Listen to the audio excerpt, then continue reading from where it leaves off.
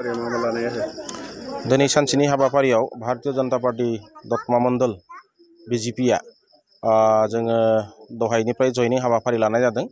बे जयनिं हाबाफारियाव जोङो टटेल 2 नम्बर बुटियापारा आरो जोङो बै बुटियापारायावनो क्लाबनि सेंग्राफोर गासै लानानै ओमफ्राय जोङो मावरिया गाव आरो नैबे दतमा बाजार टटेल जयै लानानै जों 100 फेमिलि माने 100टा न'खरखौ जोङो दिनै भारतीय जनता पार्टी दतमा मण्डलाव जों बजबनानै लानाय जादों आरो बिथांमोनहा गोसो गोथारै जोंनि भारतीय जनता पार्टीयाव दिनै जइन जाबाय आरो जोंजोंनो एखेलगे फैबाय थानाय समावहाय खामानि मावलांनो होननानै साखाफारा जाबाय।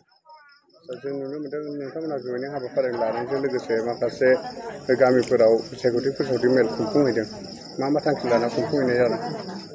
जोङो नैबे बिसायख'थिनि फोसावदिं मेलावहाय जोङो थांखि लानाया जाहैबाय जे जोङो गोजोन आरो खौसेथिखौ हास्थायनानै भारतीय जनता पार्टीया माने फैबाय थानाय समाव जाहाथे सान्थिया माने गोजोरै माने थाबाय थायो।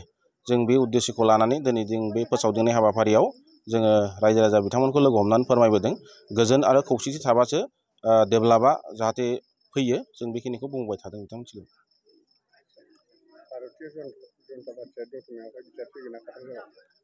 भारतीय जनता पार्टीया दतमायाव बिजाथि होनायाथ' बियो दिनै आं बुंनाय बाथ्रा नङा। बियो जोंनि आसामनि रायजिक बिजेपिनि प्रेसिडेन्ट मानगोनां दिलीप सैखोआ बिथाङा बुंबोबाय थादों।